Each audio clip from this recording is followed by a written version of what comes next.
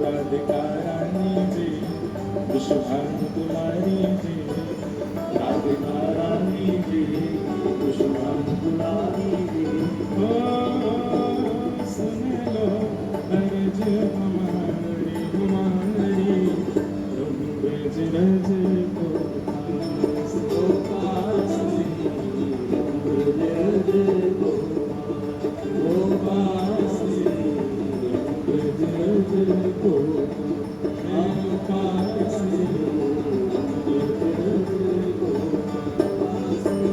तो गुरु वही जो सब छोड़ वृंदावन में बसा दे। चाहे तन से आप कहीं भी रहो, पर मन में, बुद्धि में, चिंतन में सदा वृंदावन बना रहे, समझो वही गुरु। इस पद में अंतिम पंक्ति और लिखी हमने एक, क्योंकि हम अपने पद में प्रयास करते हैं अंतिम पंक्ति में श्री गिरधर लाल जी का नाम, क्योंकि वही लिखवाते हैं। तो ब्रज में रह के अभिलाषा क्या है?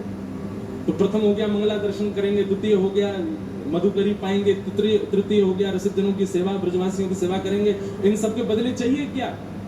अरे वृंदावन बस के बाहर बढ़ाओगे वृंदावन को? नहीं नहीं ठाकुर जी। तो फिर अंतिम पंक्ति में लिखा, गोवर्धन पर्वत पे राजो, गोवर्धन पर्वत पर।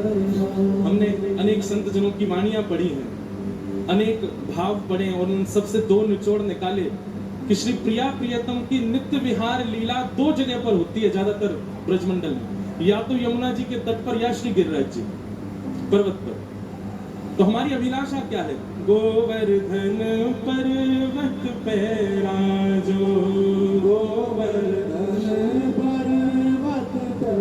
हे श्यामाजू, आप गिरिराज पर्वत पर विराजो, और अकेले नहीं विराजो, तो गिरधर लाल संग दर्श करा दो, गिरधर लाल संग दर्श करा दो।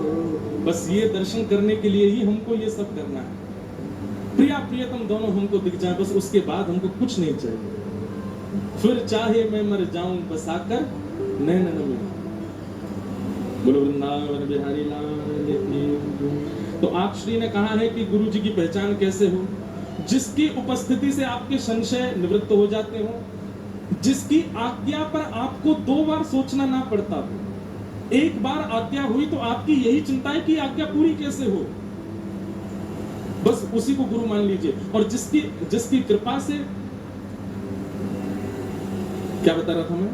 गुरु वही जो हरि सो मिलावे, गुरु वही जो वृंदावन में बसा दे, गुरु वही जो सब प्रपंच छुड़ा दे, वो गुरु।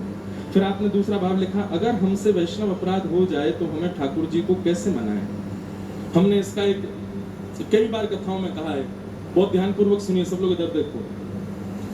अगर आपसे कोई वैष्णव अपराध बना है, आपने किसी वैष्णव के प्रति दुर्भाव अपने चित्त में रखा है, तो वैष्णव अपराध का ये प्रतिफल होता है कि ठाकुर जी आपका त्याग कर देते हैं। फल नहीं होता, ये दोष होता है। ठाकुर जी त्याग कर देते हैं, आपका भजन कम होने लग जाएगा, आपका कथाओं में रुचि कम हो जाएगी, वृंदावन जाने पर थोड़ी नीरसता लगने लगेगी।